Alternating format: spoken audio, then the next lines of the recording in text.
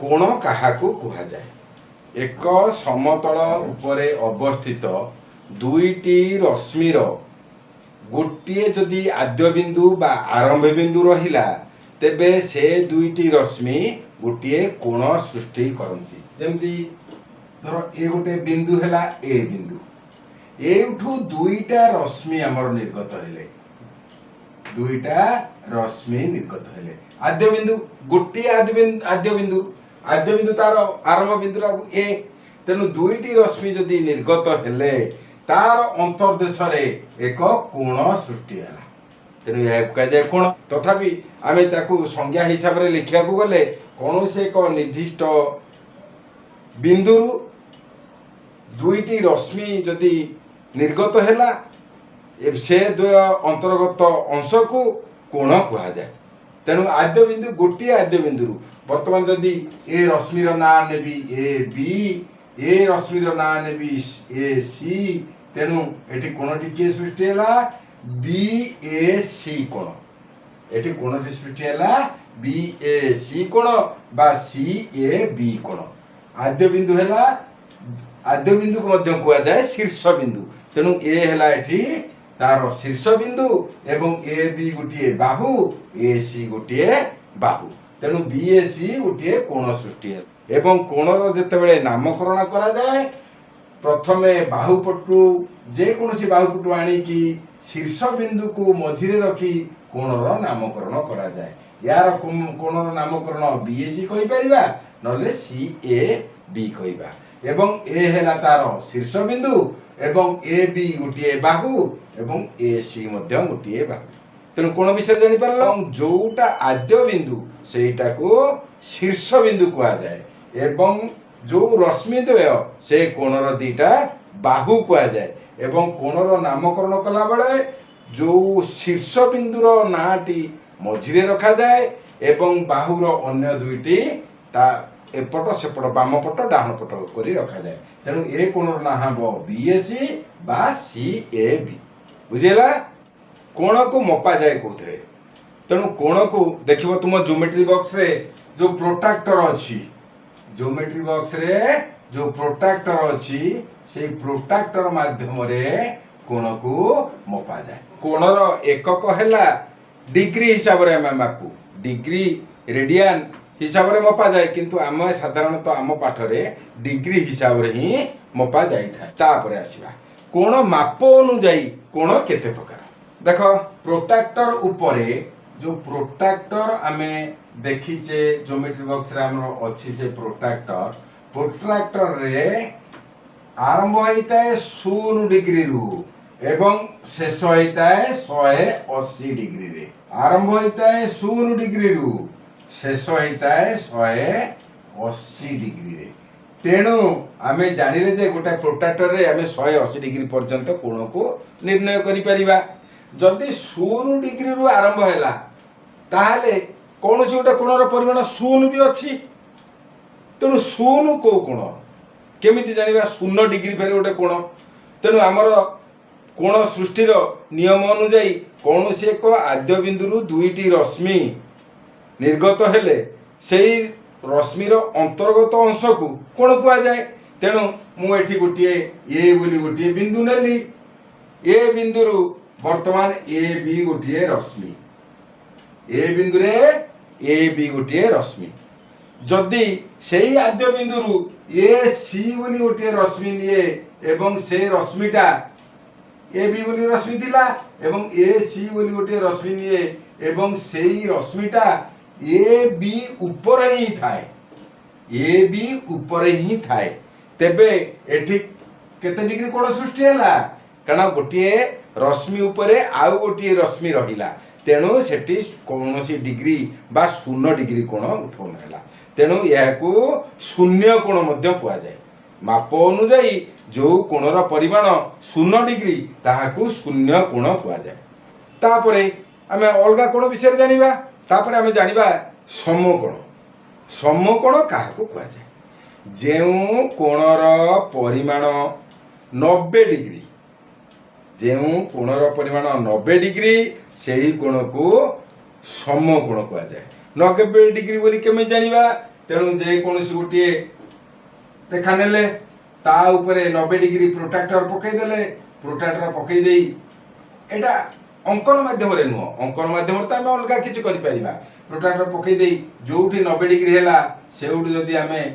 नहीं जा तेणु यही कोणर परिमाण हो 90 डिग्री तेणु 90 डिग्री हो गले यह आम कह समकोण जो कोणर परिमाण 90 डिग्री से कोण को कह जाए समकोण समकोण विषय जापर तापर आसवा सूक्ष्म कोण आम सूक्ष्म कोण क्या कहवा जो कोणर परिमाण 90 डिग्री रु कम एवं 0 डिग्री रु अधिक 0 डिग्री रु अधिक होइतिबो 90 डिग्री रु कम होइतिबो सेही परिमाणर कोण को आमे कहू सूक्ष्म कोण सेही परिमाणर कोण को सूक्ष्म कोण कुआ जाय ओ ए बी गोटे कोण बी ओ ए तार गोटे रश्मि एवं ओ बी मध्य गोटे रश्मि तेणु ये जो कोणटा सृष्टि होउची बी ओ ए कोण सृष्टि होउची तेणु यही कोणटा को आमे मापी देखिले ए कोणर परिमाण हबो 90 डिग्री रु कम तेणु 90 डिग्री तो आम साधारणतः जाचे 90 डिग्री ये 90 डिग्री गोटे स्ट्रेट लाइन ऊपर आ गोटे स्ट्रेट लाइन रहिले 90 डिग्री तेणु जेहेतु एतक कमी गला मापिकी आम कहीदे पारिबा ए कोणर परिमाण 90 डिग्री रु कम जदि 90 डिग्री रु कम तेणु ताहा एक सूक्ष्म जाए तुम मैंने तुम खातार टिके टिके टिपी रखुता दरकार बेले काम आसो स्थूल कोण क्या कहुए जो कोणर परिमाण 90 डिग्री रु अधिक आम जानी गोटे गार उपर आ गोटे स्ट्रेट न मापिकी जदि आम माप बा अंकन माध्यम तो आम सीधा बाहर करवा एमती साधारण भाव अनुमान करी पारिबा जदि यहाँ 90 डिग्री है बर्तमान यही कोणटा है 90 डिग्री आम जदि एतिकी तादू वर्धित करदे एतिकी तेणु ये 90 डिग्री रु अधिक होगा ये कोणटा 90 डिग्री रु अधिक होगा तेणु जो कोणर परिमाण 90 डिग्री रु अधिक एवं 180 डिग्री रु कम कारण ए स्ट्रेट लाइन ने जदि आम यही सरल रेखा जदि आम आम प्रोट्राक्टर को प्रयोग करवा तेणु ये केते टोटाल 180 डिग्री कोण ही सृष्टि हम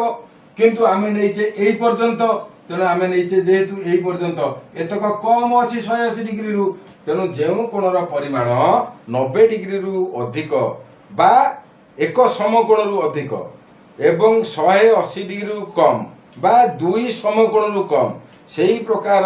कोण को सही परिमाण विशिष्ट कोण को स्थूल कोण कह जाए तेणु आम ये 4टा कोण विषय बर्तमान जानले गोटे है शून्य कोण गोटे है सूक्ष्म कोण गोटे है समकोण स्थूल कोण तापर अच्छी सरल कोण क्या कह जाए गोटे सीधा गार आम जो पकाउे ता उपरे प्रोट्राक्टर जेहेतु 180 डिग्री अच्छी बर्तमान 180 डिग्री कोण सृष्टि होउची तेणु जो कोणर परिमाण 180 डिग्री से ही प्रकार कोण को सरल कोण कह जाए से ही परिमाण विशिष्ट कोण को सरल कोण कह जाए तेणु सरल कोण माने जेकोसी गोटे गार पकईदे ता उपरे निश्चित 180 डिग्री कोण सृष्टि है तेणु कह जाए सरल कोण बुझीगला तेणु आम जानले शून्य कोण सूक्ष्म कोण समकोण स्थूल कोण तापर जानले सरल कोण तापर आसीबा प्रवृद्ध कोण फिर प्रवृद्ध कोण कौन जदि आम यही गार उपरे प्रोट्राक्टर एपटे पकईदे है 180 डिग्री ठीक प्रोट्राक्टर को जदि एपटे पकईदे ये भी हम 180 डिग्री तेणु गोटे गार ऊपर पट उत्तर पट बा दक्षिण पट दुईटा मिसिले 180 360 डिग्री माने एक बिंदुर चारिकरे 360 डिग्री कोण ही सृष्टि होता है एक बिंदुर चारिकरे 360 डिग्री कोण ही सृष्टि होता है जदि एटा हला 180 डिग्री आम जदि एतिकी ताको वर्धित करवा एउटी एपरम थिला 180 डिग्री आम वर्धित कले एतक तेणु ये 180 डिग्री रु अधिक हो गला एवं जेहेतु टोटालटा थिला 360 डिग्री 360 डिग्री है नहीं एतक कम अच्छी तेणु जो कोणर परिमाण 180 डिग्री रु अधिक एवं 360 डिग्री रु कम माने 2 समकोण रु अधिक 4 समकोण रु कम सेही परिमाण विशिष्ट कोण को प्रवृद्ध कोण कुआ जाए। तापर आमे जानिबा जेहेतु गोटे बिंदु चारिकर बर्तमान ये बिंदु हेले जदि आमे एटु गोटे स्ट्रेट लाइन नै जिबा ऊपर सृष्टि हला 180 डिग्री तळे मध्ये सृष्टि हला 180 डिग्री तेनु दुई पट जाक मिसिकी 360 डिग्री कोण सृष्टि हला तेनु जेउ कोणर परिमाण 360 डिग्री जेउ कोणर परिमाण 360 डिग्री सेतिपय तो कोण सृष्टि हे परिबोनी गोटे स्ट्रेट लाइन न ऊपर 180 तळे मध्ये 180 गोटे बिंदु चारिकर 360 डिग्री कोण उत्पन्न हुए तेणु ताहाकु कुआ जाए वृत्तीय कोण ताहाकु कुआ जाए वृत्तीय कोण। तेणु आमे एठु जानिले कोण माप अनुଯାयी 7 प्रकार कोण सृष्टि होइता है। प्रथम रहला शून्य कोण विषय आउतरे कहि देउची जे कोणर परिमाण 0 डिग्री ता शून्य कोण। तापर आसला सूक्ष्म कोण जे कोणर परिमाण 0 डिग्री रु अधिक एवं 90 डिग्री रु कम ताहाकु आला सूक्ष्म कोण। तापर आसला समकोण जे कोणर परिमाण 90 डिग्री ताहाकु समकोण कुआ गला। तापर आसला स्थूल कोण जे कोणर परिमाण 90 डिग्री रु अधिक 180 डिग्री रु कम एक समकोण रु अधिक 2 समकोण रु कम तेणु से परिमाण विशिष्ट कोण को कुआ गला स्थूल कोण। तापर आसला सरल कोण जे कोणर परिमाण माने गोटे स्ट्रेट लाइन ऊपर जेतबेले प्रोट्रैक्टर पकुचे 180 डिग्री सृष्टि होउची तेणु जे कोणर परिमाण 180 डिग्री ताहाकु कुआ जाए सरल कोण। प्रवृद्ध कोण का कुआ जाए जे कोणर परिमाण 180 डिग्री रु अधिक एवं 360 डिग्री रु कम जे कोणर परिमाण 180 डिग्री रु अधिक एवं 360 डिग्री रु कम से प्रकार कोण कुआ जाए प्रवृद्ध कोण। तापर आसिला वृत्तीय कोण एक बिंदु रो चारिपटे जो कोण सृष्टि हुए 360 डिग्री कोण सृष्टि हुए तेणु 360 डिग्री परिमाण विशिष्ट कोण होइतिबारु तेणु ताहा कुआ जाए वृत्तीय कोण। बुझिपारल किंतु साधारणतः आमर पाठरे